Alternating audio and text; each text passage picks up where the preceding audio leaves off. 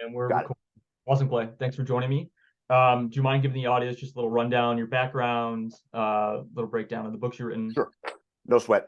So yeah, I'm a 15-year veteran of two services. I was a reconnaissance Marine, a scout sniper in the Marine Corps. Then I switched over. I was a Special Forces NCO for like 10 years after that. Ran the gamut between the intelligence side of the house, direct action assault sniper for them, and ended my career as a Special Forces intelligence sergeant for a specialized unit. After I retired, did some private security, especially for some like high net worth individuals out west. Contracted things like that. More recently, I'm an author. I've written 5 books, 2 of which are really relevant from the survival front, which is Concrete Jungle and Prairie Fire. Right there. Perfect. Right there. Money. Money. And then my favorite, Wrath of the Wendigo. Nice. And that was fantastic too. The first one's written mostly for people that live in cities. The second one was the follow-up that's written for people that live more towards the suburbs or more towards the country. Wrath of the Wendigo we'll look at as spiritual guidance to go along with the physical guidance for the other things. Awesome. So the genesis of this conversation on Twitter was more or less we're in a tight spot, and I believe based on your expertise, you have some knowledge about collapse, and I was hoping you can give a few anecdotes for your time in your service, kind of why you're knowledgeable in that space, and a few anecdotes of what it looks like. Sure. So I saw this happen, actually multiple. I saw the aftermath of it in Europe and the Balkans. I saw multiple countries over there not go like completely off the rails, but start to fall apart a little bit during my service time.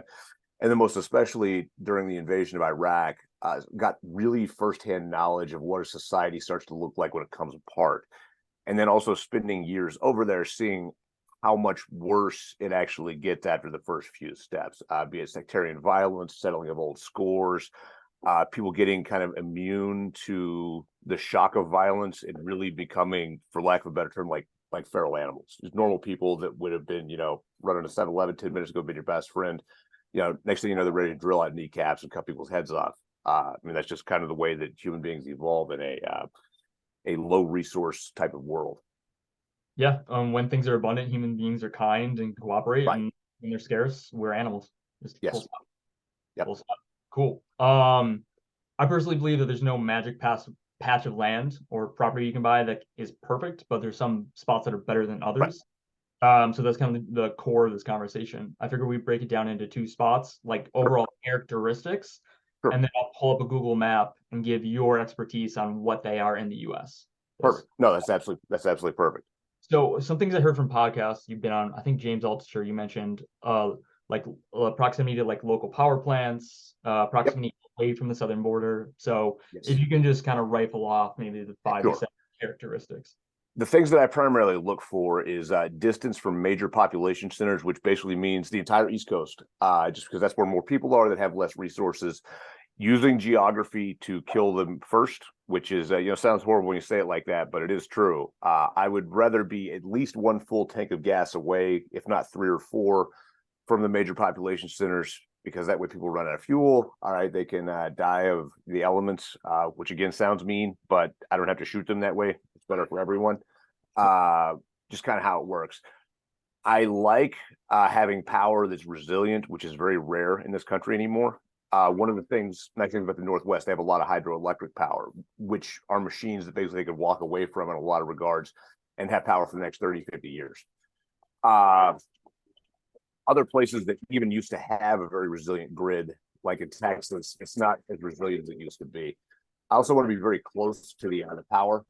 Used to be in the West, especially, there were power plants every 2 to 3 counties. They started to consolidate those into bigger power plants that feed more places now, which is obviously a single point of failure. So if I can still find somewhere that has power generated at a relatively local level, you see this a lot in Montana, also rural Montana. I like that a lot better. Those guys are going to keep the power on. All right. If nothing else, the power plant becomes the guys who worked at the power plants very rapidly. It's no longer corporations and a collapse, but they have an incentive to keep the power going because then they have something to trade. That's just kind of the way that things will work.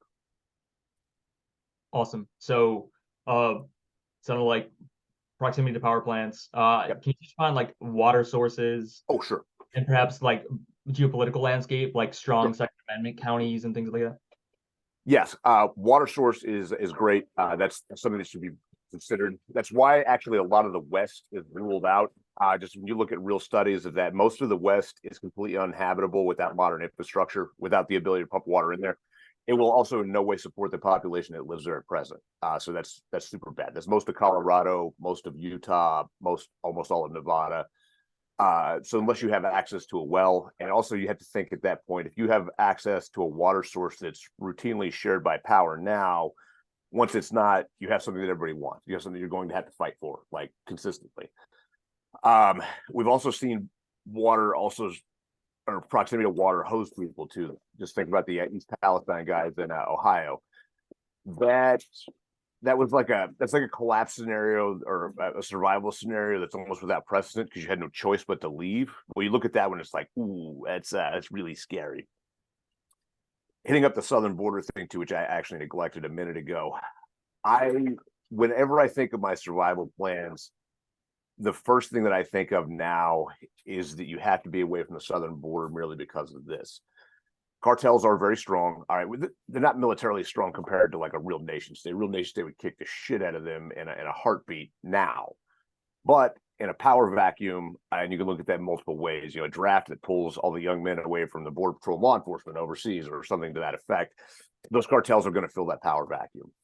You also look strongly at the migration patterns of first and second generation South Americans in those counties, which is something I have analyzed. Hey, hold on for a second. Those are the biggest problems because those people still have family in Mexico. That means it's easiest for the cartel to apply leverage to those families, or they may already have family connections to that. Third, fourth generation, it's really no longer a point. But because of that, I look at being away from the southern border as a strong positive, preferably at least 300 to 400 miles away, because that's going to be a flashpoint no matter what. Awesome. Good stuff. I'm going to pull up the map and just give your general take on Excellent. what that looks like in the U.S. Would there be any other characteristics you would mention? Like, is elevation a factor, proximity to the breadbasket of America? It's kind of. Super high elevations obviously going to be colder, longer winters, less growing season. The same thing with latitude. The further north you are, obviously less growing season. But those things can be overcome. When I really think about potentially not having power either, this is me personally, I would rather be somewhere that it's cold all the time than somewhere that it's hot all the time. To me, just with the way I think, I cannot imagine living in the Southeast, which is where I live now, in a world with no air conditioning. I can't imagine because I've had to do it, and it is horrible. It's horrible, almost beyond belief. So I really look for something with either a little bit better latitude or a little bit more elevation. If you can get above like 5,000 feet, a lot of the heat problems go away for the most part. But when I look at the U.S. and I think about survivable areas, all right, probably my number one choice right now is actually in the Ozarks, which is there in the northwest Arkansas, the very eastern edge of Oklahoma, and southern Missouri. The reason I like the Ozarks is they're actually it's not a peninsula, it's an island of mountains in the center of the United States. It's actually a central highland, not a mountain chain. It's not that heavily populated. Land is still pretty cheap. The people there are absolutely hard ass people.